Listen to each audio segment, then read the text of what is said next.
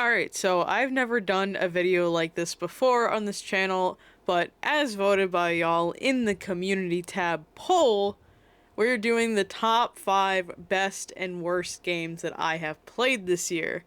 Now, there's only a couple of rules slash guidelines. I had to have played them this year slash streamed them this year. They did not have to come out this year. It's purely games that I played this year. The exceptions are they have to be new to me. It could not be a game that I previously played and then played again. That doesn't count. So there's a top 5 worst and a top 5 best. We're gonna go from worst to best, I guess. I know people will probably stick around more if I put worst at the very end, but we're gonna build our way up here. And I do have a couple honorable mentions that I'm not gonna really talk about deeply, but for the worst honorable mentions, my first one is Princess Peach Showdown. Now, it's not a bad game per se, it just suffers from being kind of boring and not really that fun to play. I liked the concept. It's not one of the worst games, it's just a boring game. So I thought that'd be an honorable mention. It's just that I thought it was going to be a lot more fun, but it ended up just being a middle of the road okay game. Definitely more towards younger children than a grown adult, but there is some fun to be had here. I just would not pay full price for this game. What? Are you serious? I got hit? On what? What the fuck did I get hit on? Like, are you serious? What? Where did I get hit? Did Peach stub her toe? This is insane. The next honorable mention is Twin Mirror. This is a game that did not come out this year. It is a Don't Nod game that is a choice-based game, the same people that made the first Life is Strange game. And again, it just suffers from being pretty boring. I honestly thought it was just okay at best. Like I said, it doesn't warrant being on the top list, but I would skip this one if you're looking for a choice-based adventure. It just really didn't feel satisfying, and there are better choice-based games out there. It sounds like if Nick was hiding something. Hello, maybe we shouldn't be having this conversation right here where the police officer can see it. Sorry, I was just in the bathroom. Be right out. Go. The window's open right there. She could easily hear us and see us. And then my last honorable mention is On Guard. I really wanted to like this one, but it felt really clunky to play. I had a very bad crash towards the end, and the final boss was so infuriating. I really wanted to like this game, and it has a lesbian protagonist, so I really wanted to like the game. But there was just too many things wrong with it, and I really wanted to enjoy it, but just unfortunately that didn't happen. I would say maybe when it's on sale to pick this game up, but at full price, I can't recommend this game, especially after what happened in the finale of the game. Oh. Is the game really about to crash? The game has crashed. You have got to be kidding me, bruh. As soon as I'm about to beat the game crashed. Dog, can I just look up the ending at this point? I feel like that's some horse shit. I can't catch a break. How are you gonna fucking crash? Right as I'm about to beat him! Number 5 on the worst list is Lollipop Chainsaw Re-Pop. Now, I did play the original Lollipop Chainsaw on stream earlier in the year, and I really enjoyed it. It's not the best game in the world, but I'd say it's a solid 7 to 8 out of 10 experience, and I played it on the Xbox 360. And I thought that was a pretty good game, and I wanted to play it before playing Repop to compare them. And then I got Repop, and oh my god, can I stress not buying that game and just buying the original. Repop is such a glitchy mess. This game does not function. I legitimately could not finish it on stream because the final boss kept glitching out and there was no solution. It is just such an inferior version to the original, which is so unfortunate because for years you couldn't really get the game unless if you bought the original one from the 360 or PS3.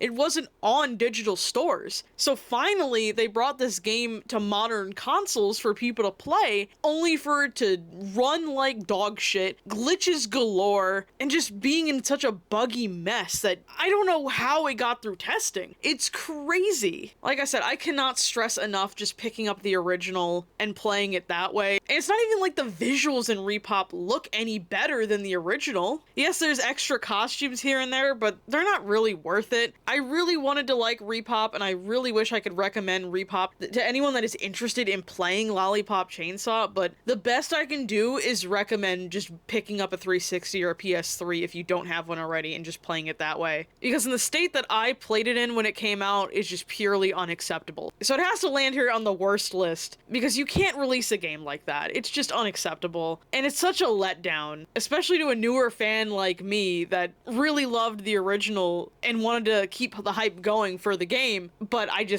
can't. It has to be on this list. This isn't possible. He's too strong. I don't think I'm supposed to be out here. I don't think...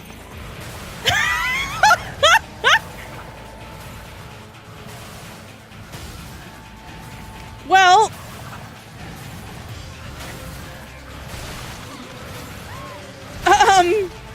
Number 4 on the worst list is Silent Hill: The Short Message. I don't really think this game is terrible. It's just not super interesting to play. It's technically the first Silent Hill that I played because it came out before Silent Hill 2 Remake, and it's just forgettable. I even forgot that I played this game earlier this year when it came out. It was free, so I can't really judge it too harshly. It's like a 4-hour experience, but it's basically a glorified walking simulator, and there was a really frustrating part in the game that I vividly remember that just added to my total playtime because it just was so infuriating. Minus that section, I think it might have avoided the list, but because of that terrible section towards the end, and I had to keep redoing it, it warrants being on this list. You can say that the message is very shallow and just being like, oh, bullying is bad and stuff like that, you know. I thought that it was fine up until that final section where it just really made me mad. But yeah, it mostly just suffers from just not being very interesting, and it would miss the list entirely if I was just doing top 3s, but it's not a game I would think about replaying, and I think everyone has honestly just forgotten about this game anyway. Even though it's free, I just don't think it's worth it, honestly. If you're really interested in it, just watch a playthrough of it. It's not even worth just downloading. Because like I said, I don't even think the story of the game was terribly interesting. And the only reason it's really on the worst list is because it just did not capture my interest and because it had a frustrating section towards the end. But other than that, it's just so bland. I'd probably give it like a 5 out of 10. Yeah, I don't have that much to say about it. It's just really forgettable game considering it's a Silent Hill game. Avoid the door this time. 'Cause that's just sending me into circles.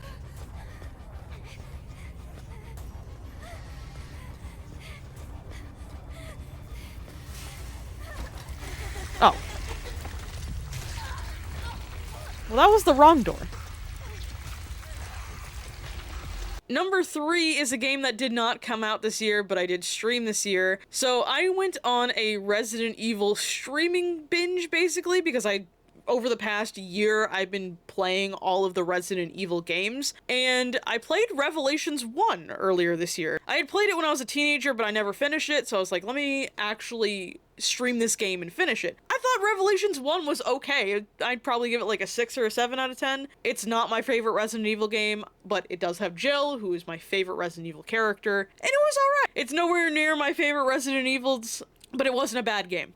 Now, the sequel, Revelations 2, that on the other hand, I think is one of the worst Resident Evil games I have ever played. It's probably my least favorite Resident Evil game. How can you give me a game with Barry Burton and Claire Redfield and make it so bad? The gameplay just sucks. It has this episode format because that was such a popular thing in the 2010s, but it really doesn't need it. And playing through levels twice, once as Claire and then again as Barry, why? Why was that a decision that they thought was good?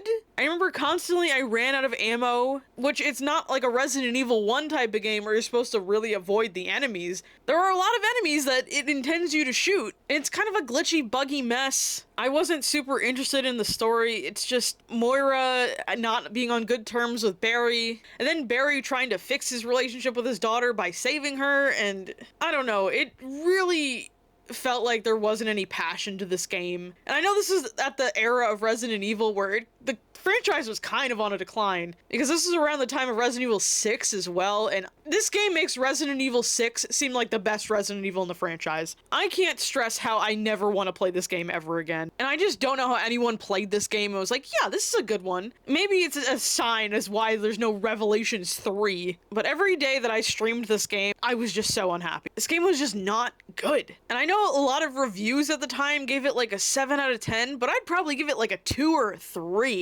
It's really bad. And I purely kept going through it because of the mindset of I want to play all the Resident Evil games, because I'm a big fan of the Resident Evil series. But I never want to touch that game. I never want to play that game ever again. It's so bad.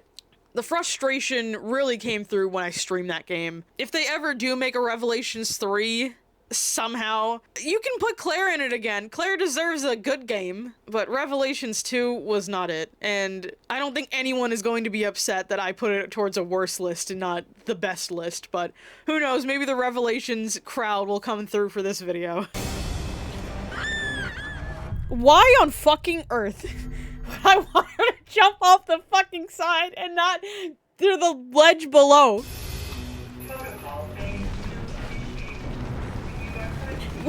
On what planet did you think I wanted that to happen? Number 2 is a specific version of this game. It is Life is Strange Double Exposure, the Switch version. Now, if I had not played the Switch version, Double Exposure would have probably made it at number 5. But specifically, the Switch version of the game, why was this made? Not even going into the gameplay for a second or the story, this game legitimately looks like a Wii game from like 2007. I have the mindset, maybe this is an entitled mindset, but my mindset is if it is not going to run or look good on the Nintendo Switch, do not port it there. I do not care if it's making it more accessible to gamers. This is not an acceptable way to play this game. If you were offering this for like $15, maybe. But this game costs full price $50, and it looks like a Wii game. That's unacceptable. That is 100% unacceptable. I don't understand how this game was full price. Like I said, maybe if it was $10 to $15, sure, but the way it looks and the way it runs on the Nintendo Switch is unacceptable. So I played this game the first time around on the PS5, and it looks great. It looks fantastic. And then you compare it to the Nintendo Switch version, and I don't know how it got released. I don't know how it got ported. I don't know if this is Deck 9 just wanting to grab more of my money. I'm convinced I'm the only one that played it on the Nintendo Switch. I spent $130 on Double Exposure because I was like, yeah, let me buy the cat DLC. Imagine paying extra money for like 2 cat cutscenes. Yep, that's what Double Exposure did. But let's talk about the story and everything else about Double Exposure. My audience ended up hating this game so much. It has become the bane of our existence. My audience has told me to never play this game ever again. One playthrough was enough. When I threw a second playthrough at them, I think nobody actually wanted to show up anymore. I think I actually lost people watching my streams because I was streaming this garbage of a game. They brought back Max Caulfield, this beloved character, only to break her up from Chloe, and then, like, double down on Twitter 17 billion times, being like, oh, Max is moving on, and it's like, do you not understand the core audience of this game is WLW people? Apparently not. This has to be the most tone-deaf, not understanding of your audience game I have ever played. Because they brought in these 2 other new love interests for Max, and Vin is one of the worst characters in gaming history. Who wrote this self-insert into Romance Max? It is crazy that they thought that this was a good character and a a romanceable character. And then they bring in Amanda as the woman love interest, and she's cool, but like after episode 3, I noticed this in my second playthrough, she kind of just gets put to the side. I was like, all right, I gave it a shot, but no, they don't care. This game just felt like, oh look, we put Max in your face again. Do we actually have a good story to tell? No, the first 3 episodes of the game are fine because it's the mystery going on. But legitimately, episodes 4 and 5, which are the shortest episodes in the game, are terrible because they knew already that they were making a sequel to this game, but did not know how to make a compelling story 5 episodes long. 3 episodes long would have been fine, but no, they somehow had to like cram 2 extra episodes in there, and they are nothing. These episodes are nothing. And then sometimes these decisions, the decisions. No decision in this game feels any different. How I compared it on my stream, I don't care if the destination is the same. Whatever. I don't care if the conclusion is the same. As long as the journey is different, I feel like that choice-based game is worth playing. But if the journey and the destination are the exact same, why is it a choice-based game? There are numerous choices that do not lead to any differences in the story. Just make a narrative walking sim at that point. I know Life is Strange is known for choice-based, but obviously that was too difficult of a task. The story is so linear. No matter what you choose sometimes, the story just has to stay on this path. There's no deviation at all. You compare it to Life is Strange 1, and it's like, wow, there's deviations. Yes, you ultimately come to the conclusion of Bay or Bay, but at least it's different, and at least the ending is different. The final decision in Double Exposure leads you to the same ending. The story is so linear. Why are there choices if they legitimately do not matter? It felt like I was playing Walking Dead Season 2 all over again, but 1,000 times worse. Because at least in that game, there are some things that feel different. In Double Exposure, there's no reason to replay the game because it just feels the same. And there are so many sections where the characters are just sitting and talking, and there's no real choices going on. At the start of episode 4, it is genuinely just a 20-minute cutscene. Yes, there are buttons to press, but you have to press all the buttons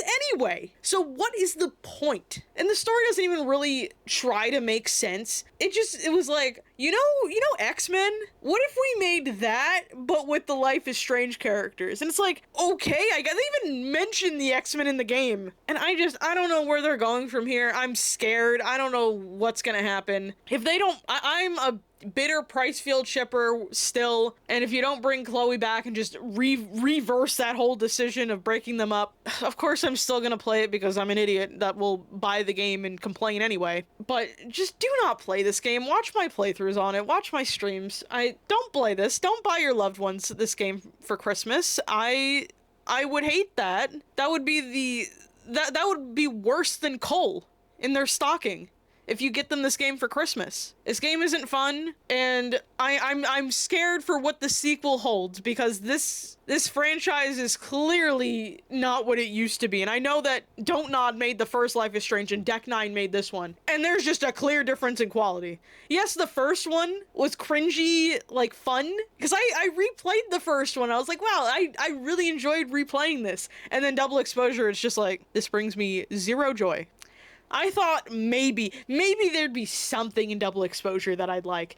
And like, even Max's voice actors, like the comparison between how much life Hannah Telle brings to the character in the first one compared to Double Exposure, I don't know, dude. Like, I really like Hannah Telle's voice, especially as Max, but I don't know what happened in Double Exposure. It just feels like everything is kind of just lifeless, unfortunately. I hope the second game they take the feedback of what everyone is saying on Twitter and don't just chalk it up to, oh, all the Pricefield shippers are bitter. Like, I just genuinely hope you listen to the criticism, because it's not even just Pricefield. The story itself is bad. The decisions, the choices don't mean anything. If you're gonna write a linear story, just take out the choice system. I genuinely would have enjoyed it more if it was just a narrative game and you didn't even give me the illusion of choice. But I've talked about this long enough. I've talked about this more than any other game on this list so far. Match just ends there, cuts to black, and it says, Max Caulfield will return. I really feel the next adaptation energy. No. The Netflix adaptation energy. Do not give me another game. I can't do this without Chloe again. The only way I would accept another Max game is if Chloe is with me and we can get back together. This is either going to lead to Max being the protagonist again, or maybe Diamond's gonna be the protagonist.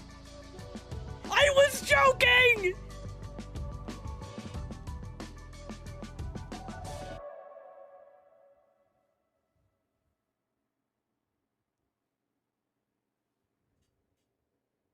I was joking at the beginning.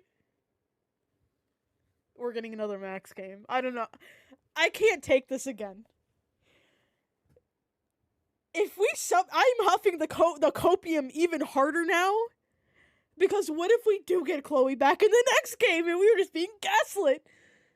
Number one, I have talked about this on stream already. I have already revealed what this game was going to be. If you've watched this stream of this game, you knew that this was going to be on here. It is Alone in the Dark, the New Nightmare, specifically the version that's on PlayStation Plus. Because I have seen gameplay of this game that's not from PlayStation Plus, and this game runs perfectly fine. But the Alone in the Dark New Nightmare version that's on the PlayStation Plus is one of the worst running games I have ever played. It is almost unplayable. This game usually takes under 3 hours to beat. It took me triple that to beat this game, because this game just runs like absolute ass. The controls are god-awful. I know this game came out in like 2001, but the footage I've seen of other versions of this game, I probably would not have minded this, because I've played Resident Evil 1 with like the tank controls and stuff. So I can get past that. Even though I don't like tank controls, I can get past it. It's fine. I like Resident Evil 1. Do I enjoy playing Resident Evil 1 as much as most people do? No, but I still find it enjoyable. There was zero enjoyment for me. Trying to kill the enemies is annoying. Trying to use this flashlight and the gun is annoying.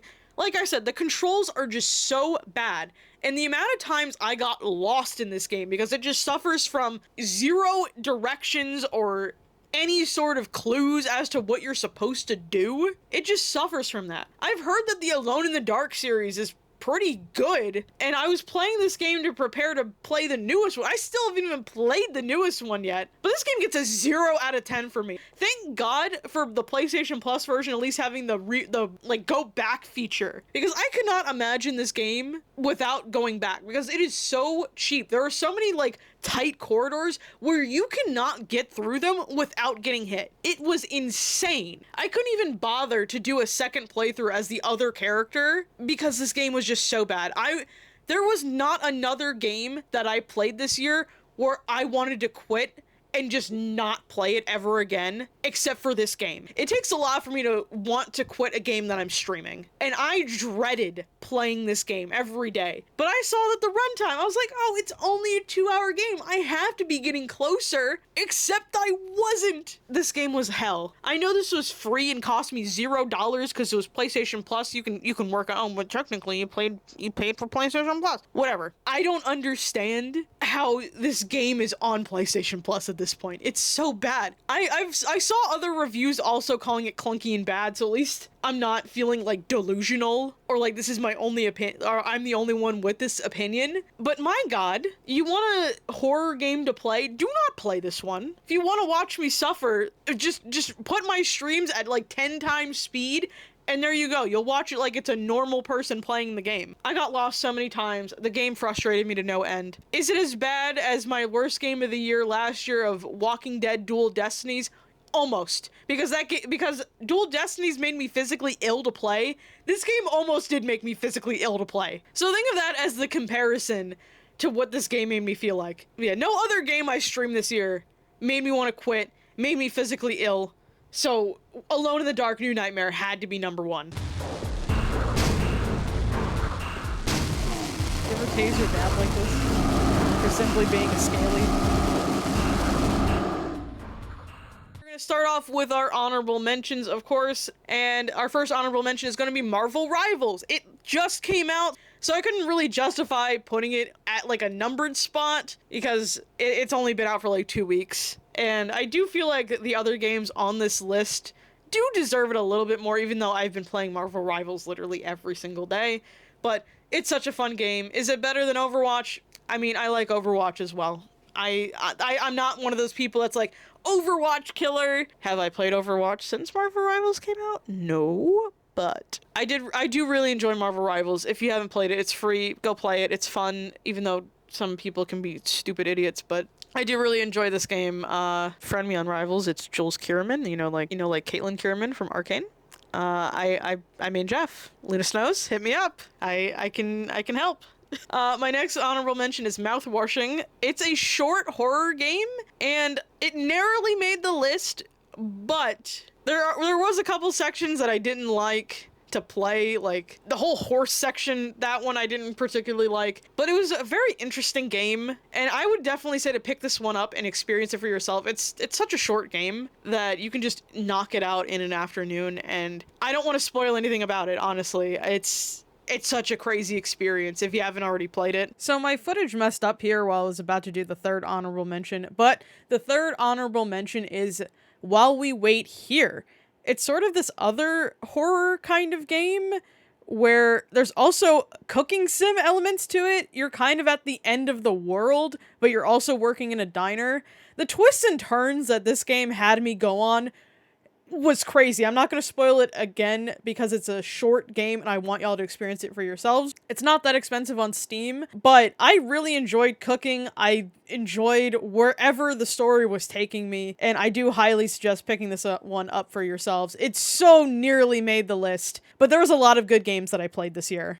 Alright, moving on to the number 5 spot, which this game did come out this year, and I don't think would make a lot of people's lists, but I really enjoyed this game, and that was The Casting of Frank Stone. It's a supermassive game, and it's a tie-in to Dead by Daylight, and I'm pretty familiar with Dead by Daylight. I haven't played it in a long time, but I am familiar with it, and I do love supermassive games. So I thought this game was going to be fantastic. Wasn't the best game I played, but for what it was, I really did enjoy it. I found most of the characters enjoyable. There is an exception to one of them, but I was really interested in the story and what was going on, and like the whole filmmaking aspect of it, and then just like the mystery around it. I know usually the longer supermassive games like The Quarry and Until Dawn are usually really good, so I expected the same from The Casting of Frank Stone. And I wasn't disappointed. The only thing that had me disappointed was the ending, which I will not spoil, and of course there are multiple ways to get to the endings and stuff like that, so of course every playthrough is tailor-based to how you play it, but I know that I should have expected the ending because it is a Dead by Daylight tie-in, but I just thought the ending was a little lazy and just like, I don't know, what wasn't exciting to end the whole thrilling journey that we just went on. But besides the ending, I thought trying to figure out the mystery of the whole game was really fun, and I did somehow call the whole mystery of the game right before it kind of spelled it out for you. And then just some of the deaths, like, man, they were really gruesome. So I really enjoyed this game. I don't think a lot of people enjoyed it as much as I did, but I had a great appreciation for it.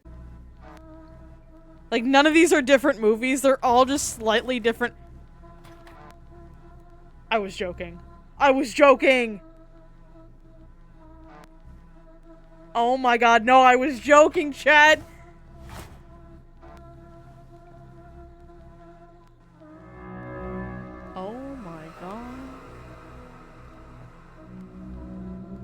Moving on to number 4 is this bed we made. I played this a lot earlier in the year. It's an indie game, and it's a pretty short one too, and it's also a mystery game of like figuring out if someone's like stalking you, or like what's the whole mystery of this hotel floor that you're working on, because you work as a hotel maid. And of course I really liked it because there was a lesbian storyline going on, and I do really like Beth and Sophie together. They are so adorable. Their romance alone is why you should play it. It's so cute. But just the story too is so fun. I cannot express how deeply I got into trying to solve everything and how careful I was playing things because I was just so deeply invested in the game. If you haven't picked it up yourself, I will not spoil the ending. If you haven't played it yourself, please do yourself a favor and play it. It is so good. Sophie and Beth are amazing characters, and I cannot recommend this game enough. It's only about 4 hours long. I even bought it for my friend Adele to play it and watched her play it because it's such an enjoyable game, especially if you're looking for LGBT games. I highly recommend this one. And they were roommates? One room, two women, and so many secrets. Is he trying to, like, out me as a lesbian? Is that what the mystery is? Moving on to number 3, which did not come out this year, so it made a lot of people's best games, I believe last year, is Signalis. This is another LGBT game to pick up if you're interested in those, but instead of happy ending, you're gonna go through the lesbian Yuri horrors. This horror game kind of brings back the classic PS1 kind of horror, and I thought I wasn't going to really care for the gameplay aspect of it because I usually avoid classic horror games because I know I don't really like the control schemes and like inventory management and stuff like that, but Signalis is different. It's built different. The story kept me intrigued. I really wanted to know what was going on, and of course I knew that there was like lesbianism going on, so that was also a driving factor, but also just seeing the story develop, I was like, where are we going with this? What is happening? And like, you just want to keep playing. Even though it's so tragic going on, you're just like, no, maybe there's a slight chance that everything will be okay. And there are multiple endings, and the ending that I got, I was like, oh, it's such a good game, but it's also very depressing, so I do have to warn there. I did have a lot of fun playing it. I don't know if I'd ever replay it. I think one playthrough was good enough for me, but it is such a good game, and if you're looking for that classic survival horror game, and if you haven't already played it, I highly suggest picking up Signalis. It is so good. I cannot stress how good this game is as well. Aw, look at them! I missed you. I missed you too. The promised Yuri time! We did it, Chet! Two best horror game that did come out this year was Crow Country. It's another horror game that is in the style of classic PS1 horror, and a lot of people were just calling it like that callback to early Resident Evil, but I'd stress the controls are so much better.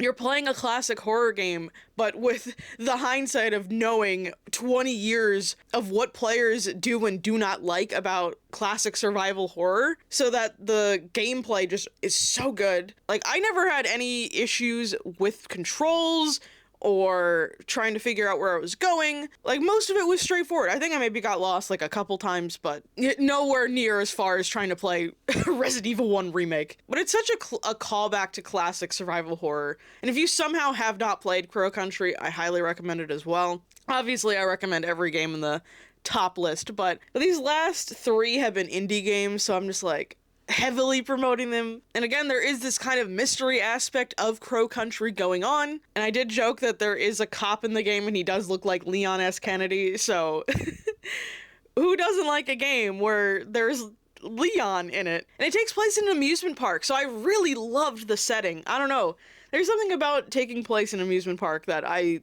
enjoyed. I liked figuring things out, I liked shooting the enemies. It's such a good game. Like I said, I will not spoil it because I want y'all to play it for yourselves. I'll just also point out how prevalent Crow Country is kind of becoming.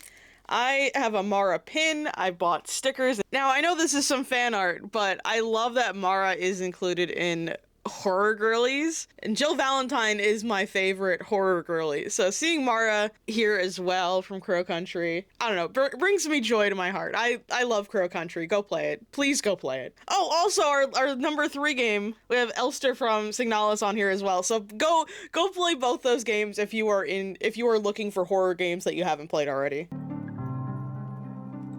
Would you say the vampire is cute? He's kinda cute though. Hey yo, she freaky. Now, number 1, I have yet to talk about this game, so it probably isn't a surprise what this game is. It did come out this year. It is Silent Hill 2 Remake. Now, I went into Silent Hill 2 Remake with the mindset of I've never played a real Silent Hill game. We're excluding Short Message. That's its own thing. But I had never played any of the traditional ones, so this is going to be my first real experience into one, and I mostly decided to play it because a lot of my viewers wanted me to play it, especially you, Trash Man.